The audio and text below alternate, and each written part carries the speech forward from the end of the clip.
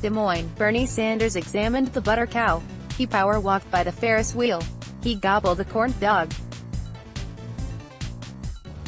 He spoke to almost no one. Most presidential candidates use the 10-day Iowa State Fair to showcase their retail campaigning skills, because it is one of the best opportunities to meet a wide cross-section of voters before the caucuses in February. Mr. Sanders' approach to the event on Sunday, stride briskly, wave occasionally, converse infrequently, underscored how he has grounded his campaign in championing ideas rather than establishing human connections. His lectern-pounding, impersonal campaign style served him well during his first presidential run, especially here in Iowa, where his near victory in the caucuses against Hillary Clinton, the former Secretary of State, transformed him into a threat for the Democratic nomination. Yet even as his campaign seeks to project its strength in early primary states, there are signs, in Iowa polls, conversations with local officials and discussion with dozens of voters, suggesting that Mr. Sanders, 77, may be struggling to gain traction in the state that fueled his political rise. It is a dynamic that was perhaps most evident last weekend at the state fairgrounds, as voters talked up first-time presidential candidates like Senator Elizabeth Warren, Senator Kamala Harris and Mayor Pete Buttigieg of South Bend, Indiana. Mr. Sanders was often an afterthought. Some voters cited Mr. Sanders' age. Others said they wanted to elect a woman.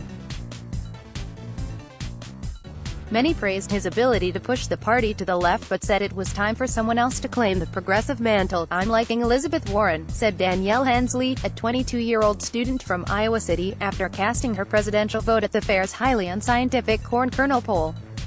Ms. Hensley supported Mr. Sanders in the caucuses 4 years ago. Now, she explained, she sees him as a 2016 candidate, image unlike in 2016, when Mr. Sanders was the only candidate with a liberal populist message. There are now many other progressives who have adopted a similar agenda. Credit Jordan Gale for the New York Times. It is still early in the primary season, and Mr. Sanders and his aides dismiss outright any notion that his Iowa campaign has lost momentum, repeatedly asserting that the campaign is well positioned for the long haul. They remain confident that they can energize first-time caucus goers who are too young to cast their votes 4 years ago. And they brush off a recent poll that showed Mr. Sanders slipping in the state, saying that it does not capture the views of younger voters, working-class Democrats and others who are not yet paying attention to the race, groups that the campaign sees as a big part of his base. "We're feeling really, really good," Mr. Sanders told reporters after his turn at the fair's political soapbox. "I think we're going to win here in Iowa." During a conference call with reporters on Monday, Mr. Sanders' advisors pushed back against doubts about the strength of the campaign, insisting that most polls still have him in second place, and noting that he enjoyed a boost in support in surveys taken after the second Democratic debates. They also maintained that voters trust Mr. Sanders on healthcare, which his team argues is the most important issue to the electorate. Mr. Sanders has some significant advantages in the state. Image some gave Mr. Sanders a thumbs down as he made his way through the fair. Credit Brenner for the New York Times. Through the end of June, he had an estimated 7,000 individual donors in Iowa, according to an analysis of campaign fundraising records by the New York Times, by far the most of any candidate. And he maintains an army of die-hard liberal foot soldiers who are more than eager to propel him to the convention. On Friday, before the state's annual Wingding Dinner in Clear Lake, when supporters for the various candidates typically gather and chant outside the event as a show of force, Mr. Sanders' team boasted that their volunteers had instead knocked on every Democratic door in the town. He plans to return to Iowa next week for what will be his 8th trip to the state since announcing his candidacy in February. The landscape for Mr. Sanders is vastly different than it was 4 years ago. Nearly 24 candidates are now vying for the nomination. And unlike in 2016, when Mr. Sanders was the only candidate with a liberal populist message. There are now many other progressives who have adopted a similar agenda. There is also a surging energy among young activists for diversity, female candidates and generational change. At the same time, several Iowa Democratic officials said they were miffed by Mr. Sanders' campaign, which they see as operating as something of a lone wolf. Janine Grady, Democratic chairwoman in Marshall County, where Mr. Sanders defeated Mrs. Clinton in the caucuses in 2016, said Mr.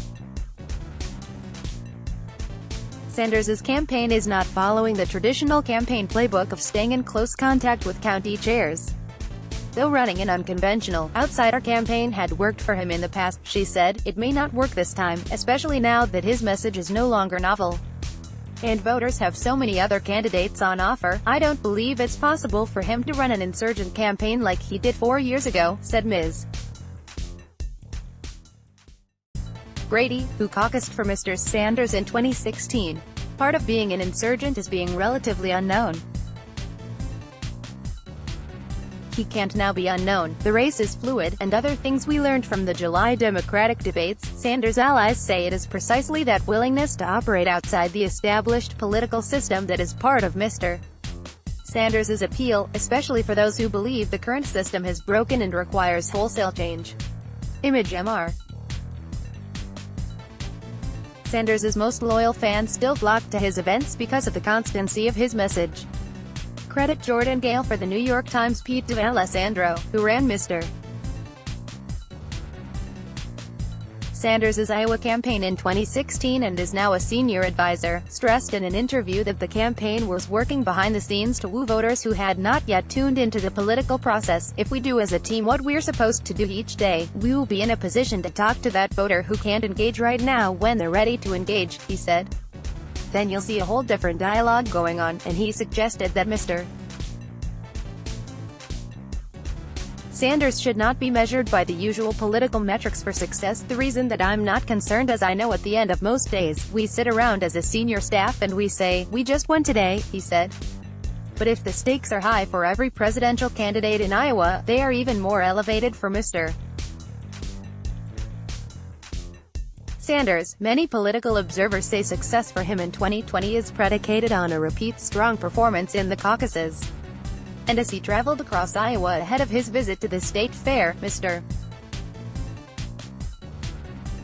Sanders declared that he planned to win not just the Iowa caucuses, but the nominating contests in New Hampshire, Nevada and California as well.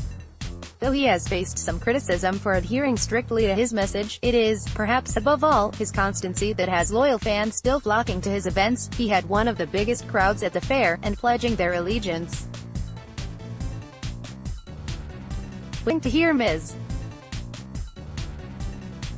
Warren speak at the fair on Saturday. Misty Cornelius, 38, of Des Moines, said she remained a strong Bernie supporter, a declaration confirmed by the glittery Bernie 2020 tattoo she bore on her chest. Sign up for our politics newsletter and join the conversation around the 2020 presidential race. But there were also skeptical voices. He's unrealistic, said Michael McDonald, 64, of Altoona. I like Bernie, but he seems a little too old, honestly, said Andrew Ball, 22, of Iowa City. Teresa Brumer, a 51-year-old dental assistant from Urbandale who caucused for Mr. Sanders in 2016, said she wanted to see if Mr. Sanders was the same man as he was 4 years ago. He was, she said after hearing him speak. But she was now also considering Mr. Buttigieg. Reed Epstein, Lisa Learer and Thomas Kaplan contributed. Reporting from Des Moines, Matt Stevens from New York and Rachel Shorey from Washington. Let's block ads. Why?